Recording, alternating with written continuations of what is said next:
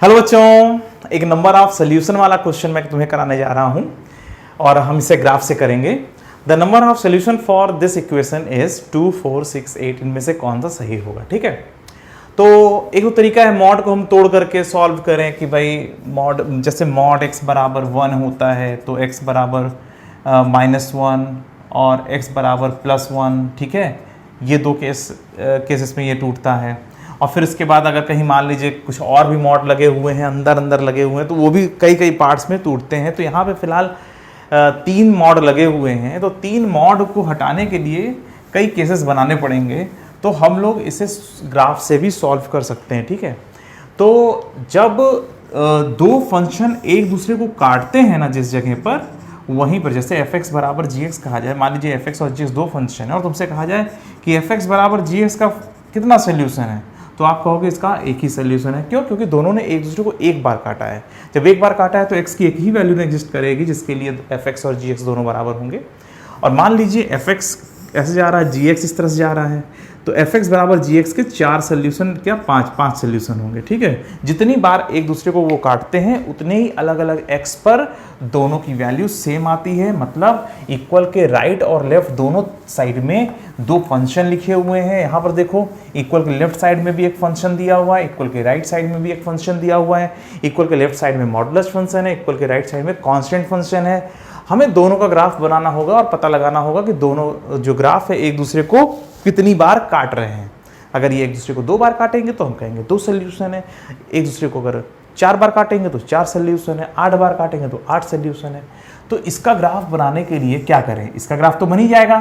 ठीक है, इसका ग्राफ बनाने के लिए क्या करें? सबसे पहले हमें मॉड x का ग्राफ बनाना होगा, फिर मॉड x - 4 का ग्राफ बनाना होगा, फिर मॉड x - 4 पर मॉड लगाना होगा, फिर मॉड x - 4 पर मॉड लगा के -2 करना होगा, और फिर मॉड x - 4 पर मॉड लगा के -2 करके फिर मॉड करना होगा। तो इतना स्टेप हम यूज़ करेंगे तब जा करके हम इसका ग्राफ बना पाएंगे। और एक बार इसका ग्राफ बन गया ना तो फिर y बराबर 1 का ग्राफ बनाना तो बहुत आसान होगा। इसका ग्राफ बनाने में कितनी देर लगेगी? y बराबर 1 तो फटाक से बस हॉरिजॉन्टल लाइन खींच देंगे, हो गया। तो मॉड ऐसा ग्राफ जो है वो ये होता है, सबको पता है। मॉड x - 4 बाहर लगा हुआ है, इसका मतलब ये ग्राफ 4 यूनिट से नीचे आ जाएगा, ये ऐसे। ठीक है, ये 0, -4। समझ में आ रही बात? जब बाहर -4 लगा होता है तो ग्राफ 4 यूनिट से नीचे चला आएगा। -3 लिखा होता तो 3 यूनिट से नीचे आता।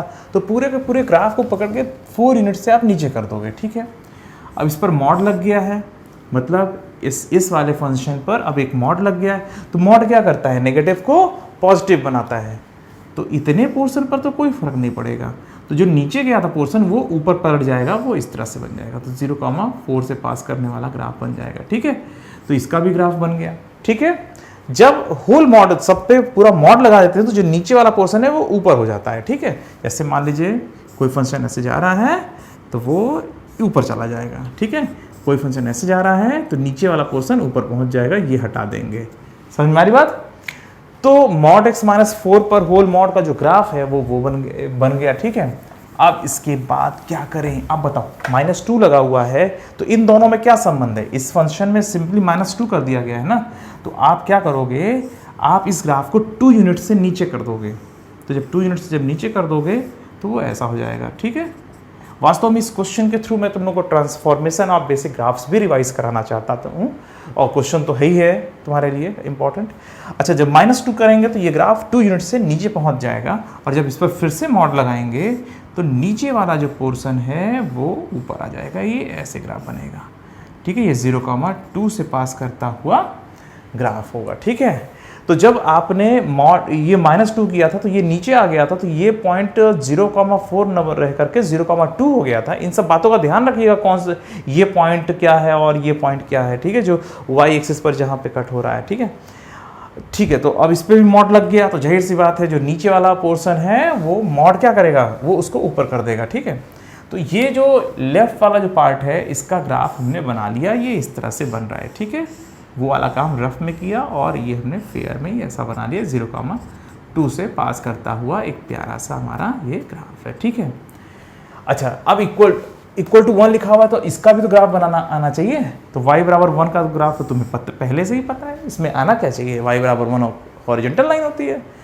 तो हमने 1y बराबर 1 का भी ग्राफ बनाया, हमने mod x minus 4 whole mod minus 2 का मॉड, हमने इसका भी ग्राफ बनाया, हमने 1 का भी ग्राफ बनाया, दो अलग अलग ग्राफ बनाए, मतलब एक y बराबर ये बनाया, एक y बराबर 1 बनाया। और दोनों ने एक दूसरे को कितनी बार काटा? दोनों ने एक दूसरे को 8 बार काटा। इसका मतलब x की 8 अलग अलग वैल्यूज एग्जिस्ट करेगी जिसके लिए दोनों की सेम वैल्यू आती है, ठीक है। तो इसके 8 सॉल्यूशंस होंगे। समझ में आ रही बात? तो नंबर ऑफ सॉल्यूशन के लिए क्या करते हैं हम लोग, अगर ग्राफ बना सकें तो ग्राफ बना करके देख लिया करो कि दोनों ग्राफ ने एक दूसरे को कितनी बार काटा। अगर जो है 10 बार काट रहे हैं तो 10 सॉल्यूशन, 20 बार काट रहे हैं 20 सॉल्यूशन, एक बार काट रहे हैं तो 1 सॉल्यूशन, और एक भी बार नहीं काट रहे हैं तो नो सॉल्यूशन। फिर दोनों ग्राफ एक दूसरे के बराबर हो ही नहीं पा रहे हैं। तो जब भी तुमसे नंबर ऑफ सॉल्यूशन क्वेश्चन कहा जाता है तो वो इस फॉर्म में आता है, fx बराबर gx के फॉर्म में, ठीक है। और इन दोनों का अलग अलग ग्राफ बनाइए। देखो इसमें से एक कांस्टेंट भी हो सकता है, ठीक है, तो उससे कोई फर्क नहीं है। तो दो अलग अलग फंक्शन बराबर कितनी बार हो जा रहे हैं, यही बेसिक एम होता है एग्जामिनर का। तो आप तुरंत fx का ग्राफ बनाइए, आप तुरंत gx का ग्राफ बनाइए। दोनों ने एक दूसरे को जितनी बार काटा उतने ही नंबर ऑफ सॉल्यूशंस आप कह दीजिए कि इतने सॉल्यूशंस की संख्या है। यहाँ पे सॉल्यूशन नहीं पूछा जा रहा है, यहाँ पे नंबर ऑफ सॉल्यूशंस पूछा जा रहा है।